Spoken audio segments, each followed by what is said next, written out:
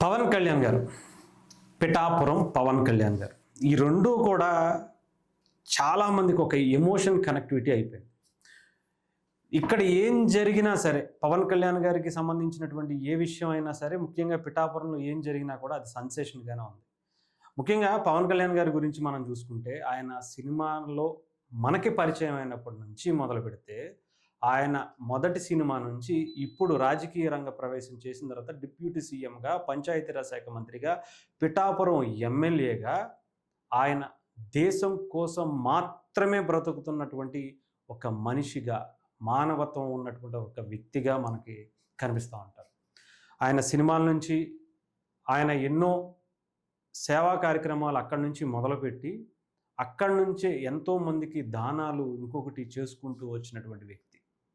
తను సంపాదించిన దాంట్లో మెజారిటీ పర్సెంట్ చెప్పాలంటే 75% పైగా తిరిగి ప్రజలకి, కష్టాల్లో ఉన్నటువంటి ఎంతోమంది అభాగ్యులకు ఇవ్వటానికి పవన్ కళ్యాణ్ గారు వెనుకాడకుండా, భయపడకుండా, తన కుటుంబం గురించి, తన పిల్లల గురించి ఎక్కడ ఆలోచించకుండా అనేక సేవా కార్యక్రమాలు, ఈ ఎడం చేత్తో చేసిన సేవా కార్యక్రమాలు ఈ కుడి చెయ్యి కూడా తెలియకుండా ఎంతో గుప్తదానాలు ఇచ్చినటువంటి వ్యక్తి.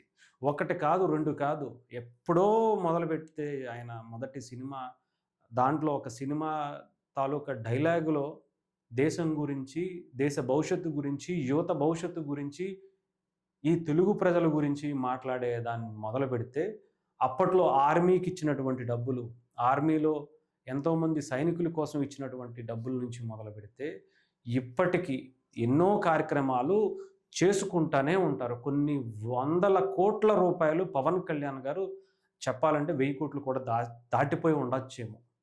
అన్ని గుప్త దానాలు ఆయన ఇచ్చుకుంటూనే వచ్చారు. ఈవెన్ మెగాస్టార్ చిరంజీవి గారి నుంచి మనకి మొదలు పెడితే ఆ కుటుంబం అంతా కూడా ఇవ్వటమే తప్ప తిరిగి తీసుకున్నదైతే మనకు తెలియదు. అలాంటి కుటుంబంలో ముఖ్యంగా పిఠాపురం నియోజకవర్గం మనందరికీ తెలుసు. పవన్ కళ్యాణ్ గారు ఇంత గొప్ప ఆలోచనలతో కలిగి ఉన్నటువంటి ఒక వ్యక్తి రాజకీయాల్లోకి వస్తే, గతంలో 2 చోట్ల ఓడిపోయారు. ఈసారి అలాంటి నాయకుడిని మనం గెలిపించాలి. ఎన్ని ప్రలోభాలు పెట్టినా, ఎన్ని ఇబ్బందులు సృష్టించినా, ఎన్ని బెదిరించినా సరే పిఠాపురం ప్రజలు బలంగా నిలబడి పవన్ కళ్యాణ్ గారిని ఈ రాష్ట్రానికి ఒక గొప్ప నాయకుడిగా, దేశానికి ఒక గొప్ప నాయకుడిగా చూస్తున్నామంటే అది పిఠాపురం ప్రజలు ఇచ్చినటువంటి ఒక తీర్పే. వాళ్ళు నిలబడ్డనటువంటి ఒక ధైర్యమే. ఇకపోతే పిఠాపురం నుంచి ఒక చిన్న సందేశం. పిఠాపురం నుంచి అమరావతికి బయలుదేరినటువంటి చిన్నారులు, పిఠాపురం నియోజకవర్గం నుంచి తల్లిదండ్రులు లేని పిల్లలు అమరావతికి బయలుదేరారు. పవన్ కళ్యాణ్ గారి ఆదేశాల మేరకు 2 బస్సులలో పిల్లలను అమరావతికి తీసుకువెళ్తున్నారు. పాడాపీడి చైత్ర వర్షిణి సారథ్యంలో తల్లిదండ్రులు లేని పిల్లలను గుర్తించారు పవన్ కళ్యాణ్. ఈరోజు మధ్యాహ్నం మంగళగిరి కార్యాలయంలో పిల్లలతో కలిసి కొంత టైం స్పెండ్ చేసి మాట్లాడబోతున్నట్టుగా తెలుస్తుంది. పవన్ కళ్యాణ్ గారి గురించి మనందరికీ తెలుసు. ఆయన సమాజం పట్ల ఎంత స్పందించేటువంటి తత్వం అంటే, అది మనం ఏదో ఒక ఉదాహరణ ఎగ్జాంపుల్గా చెప్పలేం. ఎన్నో ఉన్నాయి.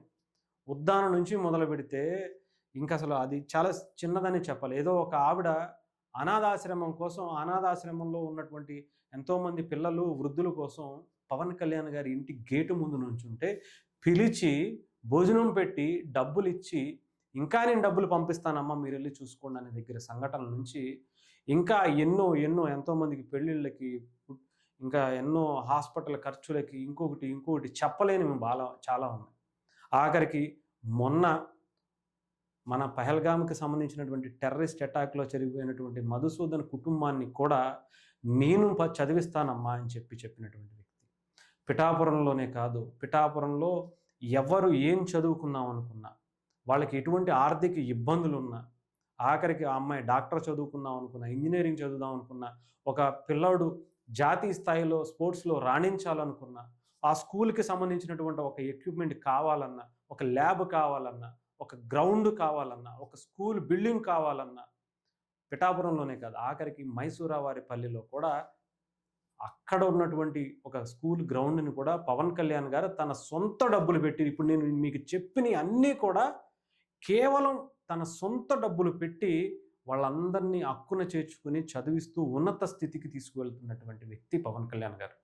ఆఖరికి తన సొంత డబ్బులు అరాకొరా తీసేటువంటి సినిమాల ద్వారా వచ్చినటువంటి డబ్బుని తన పిల్లల కోసం దాచుకోకుండా, తన పార్టీని ఎలా నడుపుకోవాలో ఆలోచన లేకుండా రూ. 1,00,000 కౌలు రైతులకిచ్చి అక్కడితోనే వదిలేయకుండా మళ్ళీ వాళ్ళ పిల్లలు ఎలాంటి పరిస్థితిలో ఉన్నారు, వాళ్ళు చదువుకునే పరిస్థితిలో ఉన్నారా లేరా, వాళ్ళ భవిష్యత్తును కూడా పవన్ కళ్యాణ్ గారే తీసుకుని వాళ్ళ గురించి కూడా ఆలోచిస్తున్నటువంటి వ్యక్తి. వాళ్ళకి మంచి చదువుని చెప్పించాలనుకుంటున్నటువంటి వ్యక్తి. అంటే ఒకటని కాదు, ఒకటా రెండా కొన్ని వందల వేలకు సంబంధించినటువంటి కుటుంబాలను పవన్ కళ్యాణ్ గారు నిలబెట్టారు. అలాంటిది పిఠాపురంలో తన సొంత నియోజకవర్గంలో ఎంత పవన్ కళ్యాణ్ గారిని ఒక నిజాయితీతో గెలిపించినటువంటి పిఠాపురం ప్రజల గుండెల్లో చిరస్థాయిగా నిలిచిపోయేటటువంటి కార్యక్రమాలు ఎన్నో చేసుకుంటూ వస్తున్నారు. ముఖ్యంగా తల్లి తండ్రి లేనటువంటి పిఠాపురంలోని పిల్లలకు అన్నీ తానై చూసుకుంటూ, తల్లిగా, తండ్రిగా, తమ్ముడిగా, అన్నగా అన్నీ తానై చూసుకుంటూ వాళ్ళకి ఒక బలమైనటువంటి సపోర్ట్నిస్తూ, వాళ్ళకి ఏం కావాలనుకుంటున్నారు, ఏం చదువుదాం అనుకుంటున్నారు, వాళ్ళకి ఎలాంటి పరిస్థితులు ఉన్నాయి, అన్నీ తన సొంత డబ్బులతోనే చేసేటువంటి పని.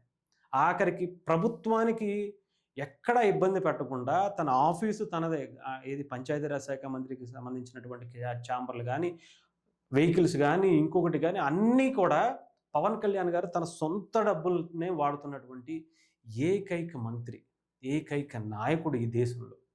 అలాంటి నాయకుడు తన సొంత డబ్బులు పెట్టే నియోజకవర్గంలో ఉన్నటువంటి ప్రతి ఒక్కరి అవసరాన్ని తీర్చుకుంటూ వస్తున్నటువంటి వ్యక్తి ఇప్పుడు ఆ పిల్లల దృష్టిలో దేవుడైపోతారేమో.